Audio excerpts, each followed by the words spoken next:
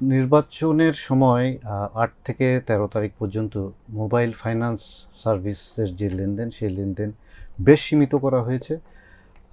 এ সম্পর্কে একটি রিপোর্ট করেছে আমাদের স্টাফ রিপোর্টার শাহরিয়ার মাহি। কেন হঠাৎ করে এরকম সীমিত করা হলো? সাধারণ সময় এমনিতে যে মোবাইল ফাইন্যান্সিয়াল যে সিস্টেমগুলো রয়েছে, যেমন বিকাশ, নগদ এবং রকেট, সেখানে আমরা দেখতে পাই যে দৈনিক একজন ব্যক্তি তার একটি অ্যাকাউন্ট থেকে সর্বোচ্চ 50,000 টাকার লেনদেন করতে পারে এবং মাসিক সেই সংখ্যাটা 3 লাখ পর্যন্ত।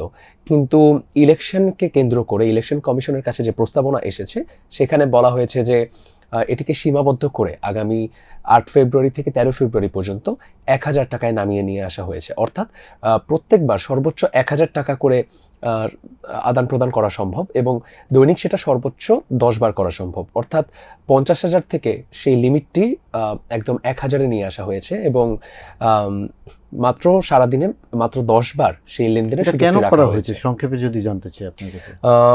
ইলেকশন কমিশন এবং ফাইন্যান্সিয়াল ইন্টেলিজেন্স ব্যুরোর মতে তারা বলছেন এই সিদ্ধান্তের পেছনের কারণ হচ্ছে নির্বাচনের সময় অবৈধ অর্থ আদান প্রদান ঠেকানো। এছাড়াও এর পাশাপাশি নির্বাচনকে প্রভাবিত করা।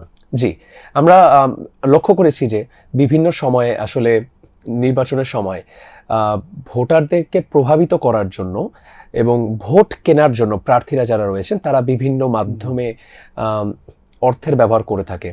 তো নির্বাচনী প্রচারণার সময় যাতে তারা প্রার্থীরা ভোটারদেরকে অবৈধভাবে অর্থ প্রদান করতে না পারে এবং পাশাপাশি অবৈধ কোনো অর্থ আদান প্রদান যাতে না হয়, অর্থ পাচার যাতে না হয়, এটাকে তারা কারণ হিসেবে উল্লেখ করছেন। তো এইভাবে কি আসলে ধরেন কালো টাকার আদান প্রদান কি ঠেকানো সম্ভব? এই বিষয়ে আমরা যখন বিশেষজ্ঞ এবং অর্থনৈতিক বিশ্লেষকদের সাথে কথা বলেছি, তারা বারবার একই কথা বলেছেন যে এভাবে যে মোবাইল ফাইন্যান্সিয়াল সিস্টেমের মধ্যে সীমাবদ্ধতা তৈরি করে দিয়ে দীর্ঘ 6 দিনের এই সীমাবদ্ধতার মাধ্যমে আসলে নির্বাচনের গ্রহণযোগ্যতা বাড়ানোর চেষ্টা করা হলেও এটি আসলে সম্পূর্ণভাবে কতটুকু কার্যকর সে নিয়ে প্রশ্ন থেকেই যায়। এবং এটার যে কনসিকুয়েন্স, ধরুন প্রতিদিন তো কোটি কোটি টাকার লেনদেন হয়, বিশেষ করে ব্যবসায়ীদের মধ্যে দৈনন্দিন প্রয়োজনে, মানুষের প্রয়োজনে। এই সীমিত করার কারণে ব্যবসা বাণিজ্য থেকে শুরু করে সব ধরনের সব শ্রেণী পেশার মানুষ তো এক সমস্যায় পড়বে।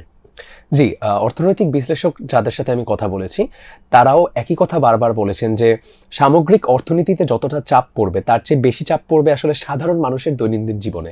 কারণ বর্তমান সময় যেখানে কিছুদিন আগ পর্যন্ত ক্যাশলেস বাংলাদেশ, ডিজিটাল বাংলাদেশের কথা বলা হয়েছিল, সেখানে এমন সময় এসে মানুষ যখন ধীরে ধীরে এই অনলাইন ব্যাংকিং এবং মোবাইল ফোন ব্যবহার করে টাকা পয়সার লেনদেনের ক্ষেত্রে আরও বেশি স্বাচ্ছন্দ্য বোধ করা শুরু করেছে, এরকম সময় এসে এরকম সীমাবদ্ধতা তৈরি করে দেওয়া হলে আসলে তাদের সাধারণ মানুষের দৈনন্দিন জীবনে সরাসরি প্রভাব পড়বে এবং বিশেষত যারা ক্ষুদ্র ব্যবসায়ী রয়েছেন, পাশাপাশি যারা বিভিন্ন ক্ষেত্রে ব্যবসা থেকে শুরু করে অনেকের ব্যবসা রয়েছে যাদের পুরো জীবিকা এবং পুরো দিনের খরচই আসলে বের হয়ে আসে তাদের সেই মোবাইল ফাইন্যান্সিয়াল সিস্টেমের মাধ্যমে। তো সেই মানুষগুলো আসলে এই 6 দিনে দীর্ঘমেয়াদী একটি ক্ষতিকর প্রভাবের মধ্যে পড়বে এবং সরাসরি তারা এই প্রভাবের, ধরুন কুড়িগ্রামের একজন ছোট ব্যবসায়ী, সে কিছু মালপত্র পাঠিয়েছে ঢাকায়, হ্যাঁ, সেটা বিক্রি করে তাকে কিন্তু হয়তো এই সার্ভিসের মাধ্যমে, সেবার মাধ্যমে তার টাকাটা তাকে ফেরত দেওয়া হবে।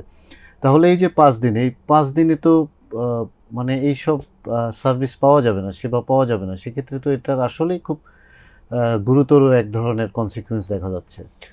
ভাই, সেক্ষেত্রে একটি বিকল্প রাস্তাই রয়ে যায়, সেটি হচ্ছে, সত্যি বলতে দুটি বিকল্প রাস্তা রয়ে যায়। একটি হচ্ছে হাতে হাতে পাঠানো অথবা হচ্ছে ব্যাংকের মাধ্যমে পাঠানো। কিন্তু ব্যাংকের মাধ্যমে পাঠালে বা হাতে হাতে পাঠানোর যে সীমাবদ্ধতাগুলো রয়েছে, অর্থাৎ এটি অনেক সময় সাপেক্ষ এবং হাতে হাতে পাঠানোর ক্ষেত্রে আসলে বিশ্বাসযোগ্যতার একটি প্রশ্ন থেকে যায়। তো যেখানে মোবাইল ফোন, যেহেতু আজকের পৃথিবীতে মোটামুটি সবাই তার যথাসাধ্য চেষ্টা করছে একটি স্মার্ট ডিভাইস ব্যবহার করার জন্য, তো সবার কাছে মোবাইল ফোনটি অত্যন্ত পরিচিত এবং জনপ্রিয় এবং একই সাথে তারা এটা ব্যবহার করতে অনেক স্বাচ্ছন্দ্য বোধ করে। তো মোবাইল ফোন ব্যবহার করেই আসলে আর্থিক লেনদেন করাটা সেই প্রান্তিক অঞ্চলের কোনো ব্যবসায়ীর জন্য যতটা আরামদায়ক এবং সহজতর হতো, হয়তো ব্যাংক অথবা হাতে হাতে পাঠানোর যে বিকল্প পথগুলো রয়েছে তার ফলে তার ব্যবসায় একটি দীর্ঘমেয়াদী ক্ষতি অবশ্যই হতে পারে, এমনটি বলছেন অর্থনৈতিক বিশ্লেষকরা।